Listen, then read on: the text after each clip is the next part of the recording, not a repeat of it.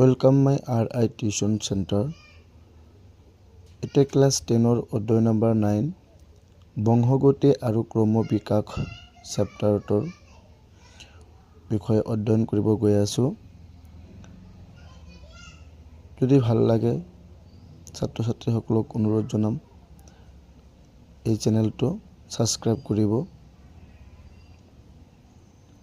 আৰু অন্যান্য কেমিষ্ট্ৰি ফিজিক্সৰ যদি কোনো চেপ্টাৰত ডাউট থাকে যদি প্ৰয়োজন হয় নিশ্চয় কমেন্ট বক্সত কমেন্ট কৰিব আমি সেইখিনিৰ সলভ দিয়াৰ কাৰণে চেষ্টা কৰিম।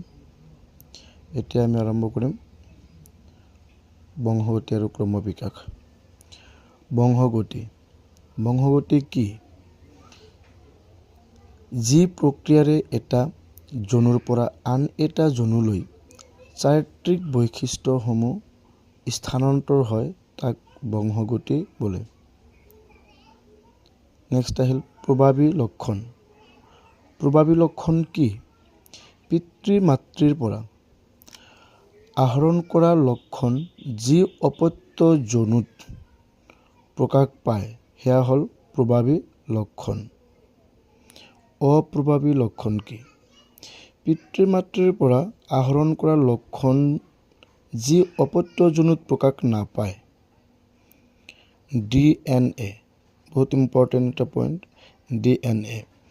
DNA হ'ল ডিঅক্সিৰাইব নিউক্লিক এচিড।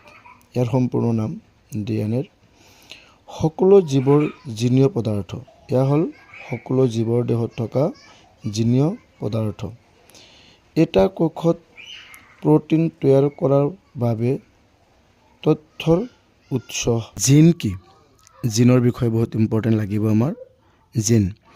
জিন হ'ল DNAৰ এটা খণ্ড যিয়ে প্ৰটিনৰ বাবে তথ্য যোগান ধৰে।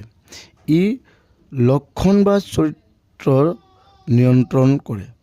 এয়া হ'ল জিন।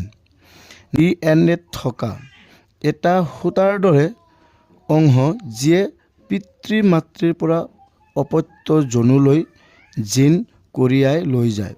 এই ক্ৰোমোজমে কি কৰে? পিতৃ মাতৃৰ পৰা অপত্য জনুলৈ জিন কঢ়িয়াই লৈ যোৱাত সহায় কৰে বা জিন কঢ়িয়াই লৈ যায়। মানৱ দেহত এনেকুৱা ক্ৰোমোজৰ কিমানযোৰ আছে? 23 যোৰ ক্ৰোমোজম আছে।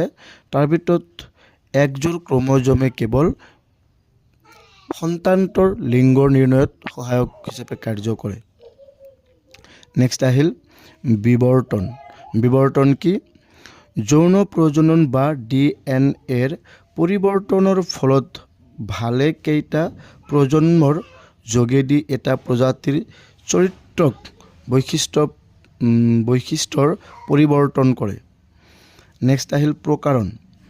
এক বিশেষ সময়ৰ ভিতৰত এটা প্ৰজাতিৰ চাৰিত্ৰিক আৰু বৈশিষ্ট্যগত ভিন্নতা সেয়া হ'ল তোমাৰ প্ৰকাৰণ।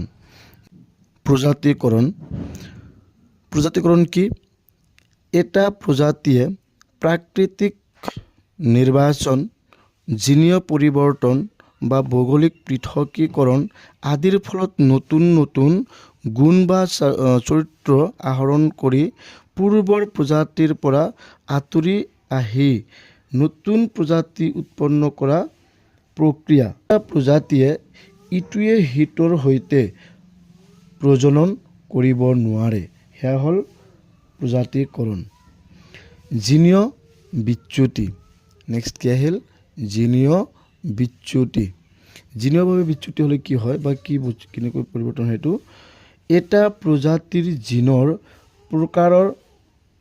প্ৰকাৰণৰ পৰিৱৰ্তন।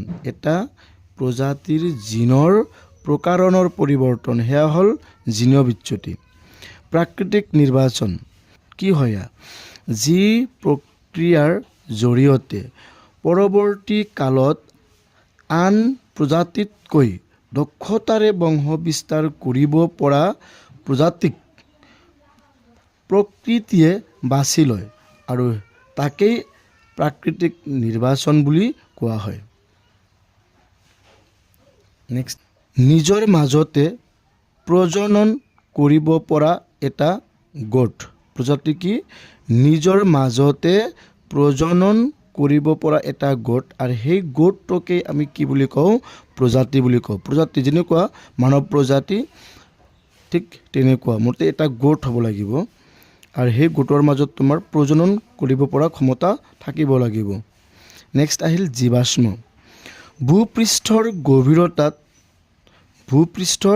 গভীৰতাত শিলাস্তৰৰ মাজত পোৱা জীৱদেহ বা জীৱদেহৰ অংশ বিশেষ সেয়া হ'ল জীৱাশ্ম নেক্সট আহিল সমসংস্থ অংগ বহুত ইম্পৰ্টেণ্ট এইটো ছাত্ৰসকল এইটো বহুত ইম্পৰ্টেণ্ট হয় সমসংস্থ অংগ আৰু ইয়াৰ কি এটা উদাহৰণ দিব চাগে চোৱা আমি এতিয়া কি বুজিম চোৱা সমসংস্থ অংগ কি যে যিবিলাক অংগৰ উৎপত্তি আৰু মৌলিক গঠন প্ৰায় একেই কিন্তু কাৰ্যৰ ফালৰ পৰা বেলেগ কি হয় বেলেগ হয় কি কৈছোঁ যিবিলাক অংগৰ উৎপত্তি আৰু মৌলিক গঠন প্ৰায় একেই কিন্তু কাৰ্যৰ ফালৰ পৰা বেলেগ সেয়া হ'ব সমসংস্থ অংগ উদাহৰণ হিচাপে তোমাৰ কি আছে আমাৰ দাঁত আৰু হাতীৰ দাঁত আমাৰ দাঁতেৰে যিটো কাম কৰিব পাৰি হাতীৰ দাঁতেৰে আমি সেয়া কাম কৰিব নোৱাৰি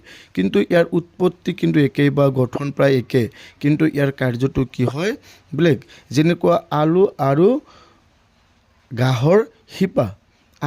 ঘাঁহৰ শিপা একে গঠন কিন্তু ইহঁতৰ কাৰ্য কি হয় বেলেগ সমবৃত্তি অংগ কি অংগ সমবৃত্তি অংগ ঠিক সমসংস্থৰ জাষ্ট বিপৰীত কি